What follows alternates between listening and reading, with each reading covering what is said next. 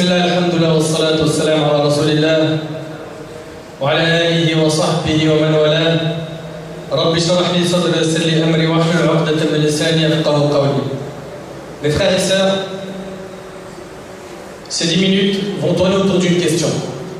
Es-tu vivant ou mort?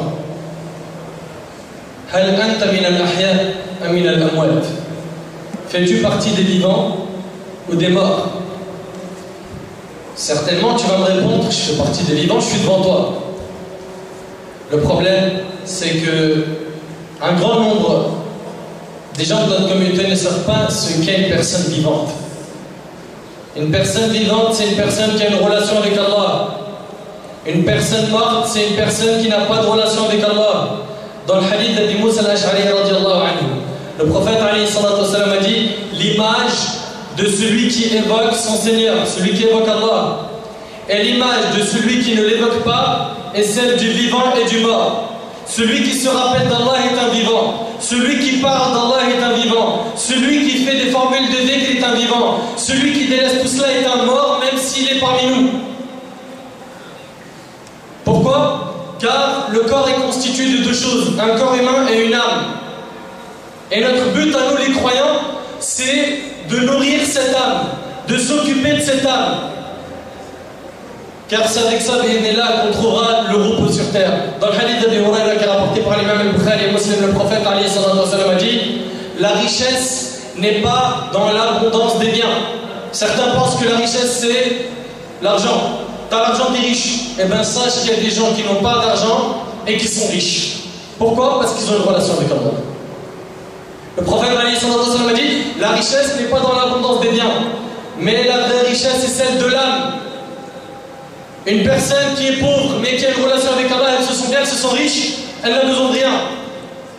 Et dans le hadith d'Abi Huraira qui est rapporté par l'imam al-Tirmidhi, authentifié par l'Albani, le prophète a dit qu'Allah a dit, c'est donc un hadith qudsi. Écoute ce qu'Allah a dit. Allah a dit, ô fils d'Adam, ô fils d'Adam, soumets-toi à mon adoration. Soumets-toi à mon adoration. Je remplirai ton cœur de richesse et compenserai ta pauvreté. Mais si tu ne le fais pas, je t'accablerai de problèmes et je ne compenserai pas ta pauvreté. Celui qui est loin d'Allah, il ne peut vivre qu'une chose, c'est les tristesses, les angoisses qui se répètent et qui n'ont pas de fin. Allah tabaraka wa ta'ala a dit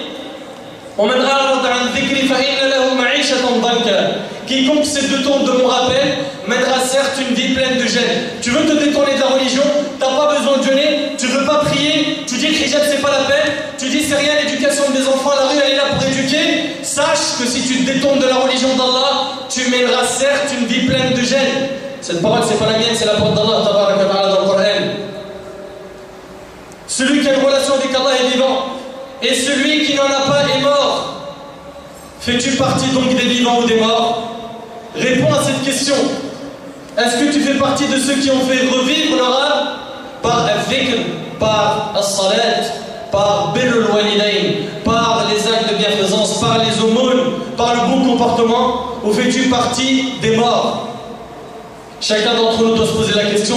Et n'oubliez pas qu'on a été créé pour un but. On a été créé pour un but. Allah tabaraka wa ta'ala dit l'homme pense-t-il qu'on le laissera sans obligation observer? Tu crois qu'on est sur terre comme ça? As-tu oublié je n'ai créé les djinns et les hommes que pour qu'ils m'adorent. Maintenant, j'aimerais te demander, tu adores quoi? Tu adores qui? Certains ils adorent l'argent. Et le prophète il a dit Ta'isa abdu dinar. Malheur à l'esclave du dinar. Malheur à lui. Certains adorent les femmes, certains adorent la musique et les stars, certains adorent la télévision. Ils peuvent rester des heures devant la télé. Et je parle surtout des pères de famille qui négligent l'éducation de leurs enfants. Pourquoi? Pour regarder les infos et zapper entre un film et un autre, et un feuilleton et une caméra cachée par-ci et par-là.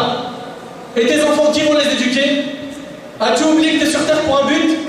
Penses-tu que tu vas rester sur terre sans obligation observée de la part de ton Seigneur? Es-tu vivant ou es-tu mort? Réponds à cette question. Le prophète dans le hadith d'Ibn Omar qui est rapporté par l'imam al-Tirmidhi, il a dit ouvre bien tes oreilles. Ne multipliez pas le parler où l'on n'évoque pas Allah. Car l'excès du parler où l'on n'évoque pas Allah rend dur le cœur. Et l'homme le plus éloigné d'Allah est celui qui a le cœur dur. Qu'Allah nous en préserve. Et c'est une réalité. Et tu vas me le confirmer tout de suite. Quand tu parles d'autre chose qu'Allah, avec excès, sans faire la part des choses, sans qu'il y ait un équilibre dans ta vie, sans parler de religion, sans parler d'Allah, ton cœur durcit. Regarde ceux qui parlent que de dunya. Regarde ceux qui parlent que de voiture, de foot, de sortie, de match, de diplôme, de travail, d'argent, de salaire. Ils parlent que de ça. Crois-moi, leur cœur il est dur. Ils sont pas bien. Et les gens les plus éloignés d'Allah sont ceux qui ont le cœur dur. Mais par contre, quand tu commences à parler d'Allah, qu'est-ce qui se passe? Qu'est-ce qui t'arrive là tout de suite? Ton cœur il s'attendrit. Pourquoi? Parce qu'Allah subhanahu wa ta'ala il a dit, n'est-ce pas par le rappel d'Allah que les cœurs s'apaisent? Voilà qu'est-ce qui apaise le cœur. Et non la musique, et non les futilités, les insultes, les moqueries, les veillées où on parle de n'importe quoi. Non. Donc je te repose la question, fais-tu partie des vivants ou des morts? Parles-tu d'Allah? Es-tu fier de ta religion? Est-ce que tu parles d'Allah autour de toi? Si oui, alhamdulillah. Dans le cas contraire, qu'est-ce qui t'empêche d'en parler? N'est-ce pas normalement ton Seigneur Allah qui doit prendre la plus grande place dans ton cœur? Qu'est-ce qui a pris la plus grande place dans ton cœur? Quoi? Les passions? Quoi? Réponds. L'amour de l'argent, des femmes, du luxe? Tout ça est voué à éphémérité. Tout ça est voué à éphémérité. La seule chose qui restera, c'est ce que tu vas prendre comme bagage de ce monde. Tu es sur terre en tant que voyageur. Et un voyageur, il a avec lui une valise. Il n'a pas avec lui des immeubles qui transportent. Il a une valise où il met dans cette valise de quoi finir son passage dans tel pays. Sur terre, tu dois être comme ce voyageur. Et ça, c'est d'ailleurs la recommandation du prophète alayhi salatu wassalam, Abdullah ibn Umar, quand il a tenu l'épaule. Et le hadith est rapporté par Bukhari, il lui a dit soit sur terre comme quoi un étranger, ou plutôt quelqu'un de passage. On est sur terre comme des personnes de passage. On ne va pas rester ici pour une éternité. Le prophète alayhi salatu wassalam, dans son année Tirmidhi, il a dit que ma communauté vivra entre 60 et 70 ans et peu d'entre eux dépasseront cet âge. T'as quel âge toi qui es devant moi? Peut-être tu as déjà fait un tiers de ta vie ou 2 tiers, peut-être qu'il ne te reste plus rien. Qu'est-ce que tu as préparé comme bagage? As-tu fait revivre ton âme par la parole d'Allah? Est-ce que chez toi il y a du Coran? Pose-toi la question. Est-ce que chez toi on parle d'Allah? Est-ce que chez toi il y a l'évocation, il y a la prière? Les enfants connaissent ce qu'est les ablutions, ils connaissent l'afkar. Quand ils rentrent à la maison, ils font du dhikr. Quand ils vont rentrer dans les toilettes, quand ils sortent des toilettes, quand ils vont manger, ils vont dire Bismillah. Après manger, ils vont dire Alhamdulillah. Est-ce que tu enseignes tout ça à tes enfants? Est-ce que dans ta maison il y a plus de dhikr, d'évocation, de paroles bénéfiques, amr bil ma'ruf, nahy anil munkar, tu commandes le bien, tu interdis le mal, ou bien il n'y a que le diable chez toi? Le prophète alayhi salatu wassalam, dans le hadith d'Ibn Umar qui est rapporté par Bukhari Muslim, a dit: ne faites pas de vos maisons des tombes. Wallahi al-azim, on a des maisons de musulmans aujourd'hui, on dirait des tombes. T'as vu une tombe? Ça bouge pas, c'est mort. Il y a des maisons aujourd'hui, elles sont mortes. Et pire même, elles combattent le dîn. La fille veut porter le hijab, le père lui dit surtout pas, n'y pense même pas. Tu le fais, tu es à la rue. Et combien de fois on a reçu des emails où des sœurs elles disent: que faire? Mon rêve c'est de porter le hijab. Ou d'autres, mon rêve c'est de pouvoir jeûner. Ou mon rêve c'est de pouvoir prier. J'ai fait pousser la barbe, mon père m'a expulsé. Mais subhanallah, c'est quoi ces comportements? Au lieu d'encourager nos enfants à continuer dans le chemin de la droiture, on dirait qu'on est en train de les pousser indirectement au chemin de la perversion. Quand ils sont égarés, quand ils dealent, quand ils sont en garde à vue, on pleure. Et quand ils sont dans le deal, on n'est pas content. Vous les dans quoi? Vous les voulez dans quoi? Remerciez Allah si vos enfants sont dans le dîn. Remerciez Allah s'ils s'accrochent à la sunna. Et si vous n'êtes pas à la hauteur, remettez-vous en question. Car vous avez la responsabilité d'éduquer vos enfants. Et hélas, aujourd'hui, on a l'impression que c'est l'inverse. C'est les enfants qui éduquent leurs parents. Es-tu vivant ou es-tu mort? À toi de revoir ta relation avec Allah subhanahu wa ta'ala. Fais rentrer dans ta maison un Coran. Fais que ta femme s'accroche au Coran. Fais que tes enfants voient ta femme en train de lire le Coran. Ça va laver les yeux de tes enfants et leur cœur. Ça va les éduquer à aimer la parole d'Allah. Fais que dans la maison il y ait du dhikr. Fais que dans la maison on ne met pas de musique. Fais que dans la maison on ne regarde pas des scènes obscènes. Fais que dans la maison, c'est pas dès qu'il y a une scène obscène, tu dis à ton fils tourne le visage, toi t'as pas le droit. Non, chez toi c'est le chemin de la droiture de A à Z. Et jusqu'à quand? Jusqu'à ta mort. Allah tabaraka wa ta'ala dit: wa'bud rabbaka Et adore ton Seigneur jusqu'à ce que te vienne la certitude. Et la certitude, comme on dit les savants, c'est quoi? C'est la mort. On ne prend pas de vacances de l'adoration. Tu peux prendre des vacances pour reposer ton corps, mais jamais de la vie tu reposes ton âme. Ton âme, elle est en permanence en adoration. Et il suffit de préparer des bonnes intentions dans toutes choses pour que l'habitude devienne quoi? Une adoration.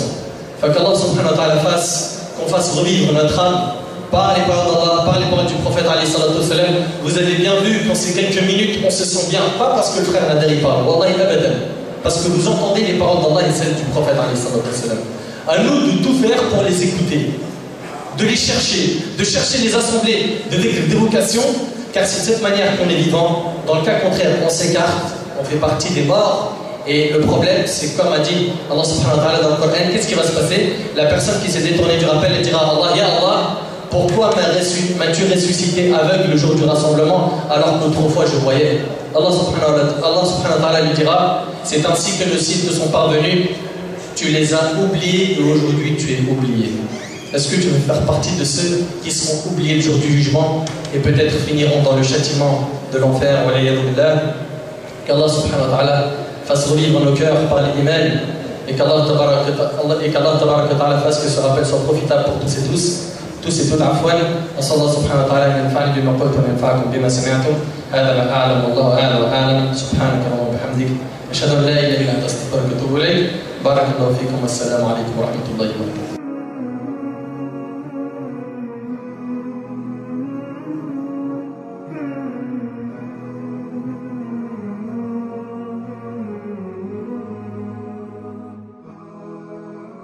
Mm-hmm.